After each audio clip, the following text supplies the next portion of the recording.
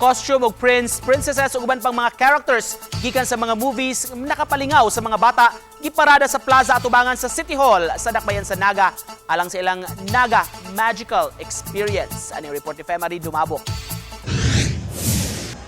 Alas 5:30 pa lang sa hapon nitong Miyerkules nagabot-abot na ang mga naka-costume og princess, prince, king, queen o guban pang mga gisuhit nga mga karakter sa movies nga kinahamkay sa mga bata di sa nagani sa mga hamtong.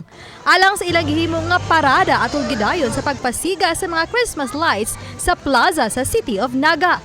Gitawag kini og Naga Magical Experience nga kabahin lang sa mga kalihukan sa Pasko sa Naga. Aduna sa gi-hire ang city government nga mga performer nga nag-costume sa nagkariyang character movies nga sakay sa mabulukod nga float. Ang mga City Hall employees ang naka-costume sab sa ilang mga paboritong pambatang movie character. Sama na lang sa Beauty and the Beast, Snow White, sa Frozen, Little Mermaid, Aladdin, Red Riding Hood, Robin Hood ug daghan pa. Usa na sa nag-costume mismo si City of Naga Mayor Val Chong. This will bring joy to everybody kay each of us has always a kid in us. No. Nagkabilin man gyud bisag matiguang ta naa man gyud pagkabata nato.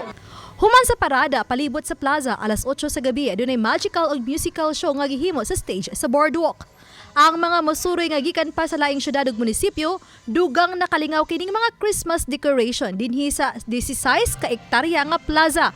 Mao ang mga wonders sa bisan asa sa kalibutan. Kailang tema karon tuiga, celebrating Christmas around the world in the City of Naga with the colorful lights nga makapangangha sa tanan. Uban ni Marlon Malgazo, Clans Gabutin, Femari Dumabok, GMA Regional TV Live.